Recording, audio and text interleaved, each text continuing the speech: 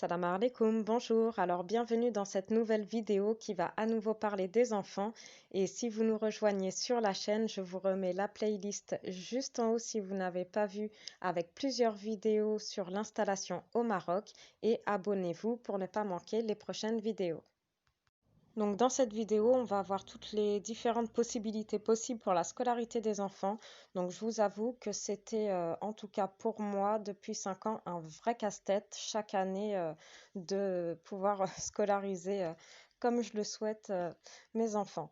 Donc quand je suis venue, pour moi, je me posais pas du tout la question. Pour moi, je savais que j'aurais un petit revenu, que j'ai pas beaucoup d'argent. Je me suis dit, je vais les mettre à l'école publique, même si beaucoup de personnes me le déconseillaient parce que les effectifs sont très chargés. Mais bon, moi, j'ai pas le choix, j'ai pas beaucoup de rentrée d'argent, je suis seule avec les enfants, sans pension alimentaire. Donc voilà, moi je me dis, d'accord, c'est peut-être pas le meilleur, mais bah, voilà, hein, comme beaucoup de familles qui n'ont pas le choix, j'ai pas le choix, ils iront à l'école publique. Mais c'est vrai qu'une fois arrivés sur place, finalement, ça s'est pas du tout passé comme prévu parce qu'ils avaient 7 et 9 ans et arrivant à l'école publique qui est 100% arabophone et eux étant 100% francophones, ne parlant pas un seul mot de Darija ou d'arabe littéraire, enfin surtout de Darija. Donc là, c'était vraiment compliqué. Ils auraient été en CP et 2 jours avant la rentrée, j'ai été prise de panique et finalement, j'ai complètement changé d'avis et laissé tomber cette option. Donc, dans cette vidéo, en tout cas, on va voir toutes les différentes possibilités possibles, que ce soit pour les enfants marocains ou aussi pour les enfants non arabophones et non marocains, toutes les différentes possibilités possibles. Donc, vous avez aussi ce qui est très pratique, enfin, ce qui peut être pratique pour certaines familles. Dans presque toutes les écoles, vous avez le transport scolaire, donc des minibus. Et là, ben voilà, qui viennent chercher, ramener les enfants. Donc, forcément, ça a un coût, mais c'est toujours bon à savoir, ça peut être pratique dans le sens où vous n'êtes pas forcément obligé de chercher une école juste à côté de votre domicile, enfin, un domicile, un logement juste à côté d'une école, puisque vous pouvez très bien donc prendre le transport scolaire. Et le petit moins, c'est qu'il y a très rarement la cantine. Il vous faudra préparer la plupart du temps dans la plupart des écoles, pas toujours, mais dans beaucoup d'écoles, préparer un repas froid ou un repas qui pourra éventuellement être réchauffé au micro-ondes. Et dans certaines écoles qui ne sont pas équipées de micro-ondes, un repas froid et les enfants mangent même des fois dans les classes ou dans la cantine, pas dans la cantine justement, dans une autre salle ou dans la récréation. Voilà, mais c'est pas une vraie cantine puisque souvent même les enfants ont un court temps le midi, plus court qu'en France, et par contre terminent l'école un petit peu plus tôt. Et souvent ils remangent même, ils mangent vite fait le midi à l'école et après, une fois rentrés chez eux, vers 14-15 heures, là, ils remangent un autre repas. Donc, vous verrez qu'au Maroc, il n'y a pas d'heure pour manger, c'est tout le temps l'heure de manger, les restaurants sont tout le temps ouverts et à n'importe quelle heure, c'est blindé. Voilà, donc ça, c'est un petit rythme aussi qui change quand on arrive au Maroc. Donc, pour en venir aux différentes possibilités possibles, donc déjà pour les enfants qui sont marocains et arabophones, là, ça va être vraiment facile. On va voir aussi les possibilités même pour les non marocains et non arabophones. Donc, déjà, vous avez les écoles publiques. Vous avez donc là, par contre, des effectifs qui sont assez importants dans les écoles publiques. Et ce qu'il y a vraiment beaucoup, et là où la plupart des familles mettent leurs enfants, c'est les écoles privées. Il y en a énormément des écoles privées. Donc là, vous avez aussi même quelques écoles privées qui sont bilingues. Donc là, ça peut être vraiment intéressant pour des familles, des enfants qui sont francophones et arabophones, ou même seulement francophones, mais sachez que les enfants apprennent très très vite une langue étrangère, surtout quand ils sont tout petits. Vraiment, j'ai vu des enfants de 3 ans qui parlaient pas un mot d'arabe ou même d'autres enfants qui parlaient pas un mot de français et en quelques mois ont totalement su presque être bilingue, avoir des conversations, alors que moi j'ai honte au bout de 5 ans, je ne sais toujours pas faire une conversation. Mais bon, voilà, avec le travail, c'est vrai que ben, je parle toujours français au travail. Je suis pas forcément avec des arabophones du coup au travail, donc c'est pas évident, à part sinon de faire des cours, mais bah, j'ai pas forcément les moyens. Je préfère privilégier pour les enfants. Donc bon, pour en revenir aux écoles, parmi les écoles privées, vous avez aussi des écoles Montessori. Il y en a dans plusieurs villes au Maroc. En tout cas, celle de Tanger, je peux vous la recommander les yeux fermés. Donc là, c'est vraiment une éducation bienveillante au rythme de l'enfant. C'est vraiment des écoles super et que je recommande vraiment. Elles sont vraiment top, ces écoles. Et là, vous avez pour toutes les écoles privées marocaines, pour le coup, en général, ça va aux alentours des 1000 dirhams. Après, c'est une moyenne, ça peut très bien être une école à 300 dirhams par mois, donc une école privée marocaine. Après, les écoles bilingues sera peut-être un petit peu plus cher, mais il y a même des écoles, voilà, tous les prix, 500, 1000, 1002, 1005, 2000. Vous avez vraiment des écoles à tous les prix. Et donc ça, c'est vrai que c'est un gros budget. La scolarité des enfants ici, c'est vrai que c'est la plupart des familles mettent un gros budget dans la scolarisation des enfants. Les écoles publiques, bah, je connais pas trop, donc je peux pas me permettre de juger, mais j'en ai visité une qui était pourtant correcte. Au début, j'avais même inscrit mes enfants. Après, c'est vrai que j'entends souvent que les effectifs sont nombreux et que bon, le niveau est un peu moins bon qu'en école privée.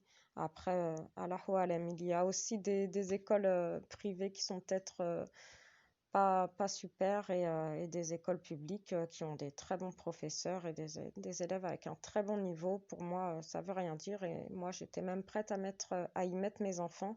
Après, c'est plus par rapport à leur âge. Ils étaient, voilà, 9 ans, se retrouvaient en CP, avec des petites 6 ans. Là, c'était vraiment 100% arabophone. Encore s'ils connaissaient un petit peu, bon, je sais qu'il y a beaucoup de franco-marocains qui viennent, donc encore ces enfants qui sont déjà, même s'ils parlent pas totalement, qui comprennent pas totalement, ils ont quand même l'habitude d'entendre dans la famille, ils connaissent quelques petits mots, quelques petites phrases, ils seront pas totalement perdus, et au contraire, il va très très vite apprendre. Mais un enfant 100% francophone, c'est vrai que ça aurait été très compliqué à 9 ans de se retrouver comme ça dans un environnement 100% arabophone seulement avec des enfants de 6 ans. Donc après, pour les enfants qui seront pas marocains, ils pourront s'inscrire facilement en maternelle et primaire, mais une fois qu'arrivé au collège, collège-lycée, là, si l'enfant n'est pas arabophone, là, sachez que l'entrée au collège, c'est sur examen de fin de primaire. Donc, si l'enfant arrive au Maroc à 10-11 ans et qu'il ne sait pas du tout parler l'arabe, là, il ne pourra pas rentrer au collège s'il est en âge de rentrer en collège. Donc là, il ne pourra pas aller dans une école privée marocaine niveau collège pour un enfant qui n'est pas du tout arabophone et qui n'est pas marocain. Donc pour les enfants qui sont non marocains, qui n'ont pas encore la résidence, c'est pareil pour être en maternelle, il n'y a pas de souci, mais le primaire, c'est pas toutes les écoles qui acceptent les enfants qui n'ont pas la nationalité marocaine. Vous avez aussi dans quelques villes du Maroc des Dar el Hadith et dans presque toutes les villes des écoles de Coran. Vous avez aussi des écoles françaises dans quelques villes où vous pouvez avoir une bourse et vous avez même des écoles espagnoles, des écoles américaines. Voilà, donc je vous dis vraiment toutes les possibilités. Donc après, si les enfants ne sont pas arabophones, vous avez aussi la possibilité, si vous ne pouvez pas les mettre, donc s'ils sont tout petits, même s'il n'est pas arabophone, vraiment, moi je vous conseille de le mettre dans une école, même 100% arabophone, si c'est en maternelle, crèche maternelle, justement, à cet âge-là, les enfants, ils apprennent très très vite, mais c'est vrai qu'après, arriver au niveau primaire, collège, bah, là, c'est plus compliqué, fin de primaire, collège, donc là, vous avez aussi la possibilité de faire l'IEF, donc l'instruction en famille. Donc vous avez des écoles en ligne maintenant, nous c'est ce qu'on fait maintenant et vraiment j'en suis super satisfaite. Vous avez aussi des cours par correspondance, donc souvent les gens pensent qu'il n'y a que le CNED, mais non, il n'y a pas que le CNED. Après le CNED, vous pouvez le faire, mais c'est vrai que le programme il est très lourd, très chargé, mais bon, c'est le programme du CNED. Pour avoir la bourse pour le CNED, il faut habiter à 80-100 km max minimum d'une école française, sinon vous n'obtiendrez pas la bourse. Et sinon, vous avez aussi des cours par correspondance privés qui sont rattachés au rectorat, qui font le programme français. Vous pouvez très bien faire l'IEF aussi en faisant le programme marocain ou le programme français.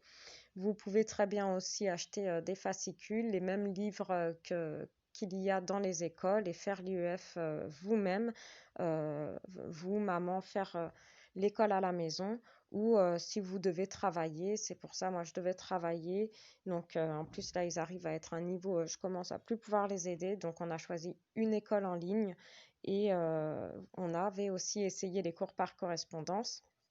Donc, vous avez aussi, sinon, vous pouvez très bien, on avait fait une période ici, il y a beaucoup d'instituts qui font des cours de soutien, des cours de langue. Vraiment, je vois à Tanger, il y en a partout, dans chaque quartier ici, les enfants prennent beaucoup de cours de langue ou des cours de soutien.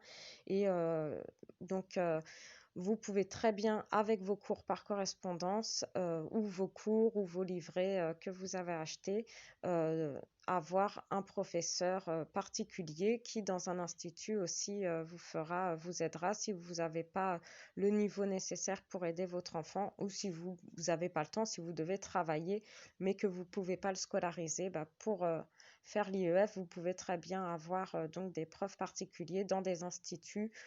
Voilà, c'est pour ça que nous, étant non arabophones et n'ayant toujours pas la carte de résidence, c'est vrai que c'était assez compliqué chaque année pour nous et moi devant travailler, c'était un vrai casse-tête.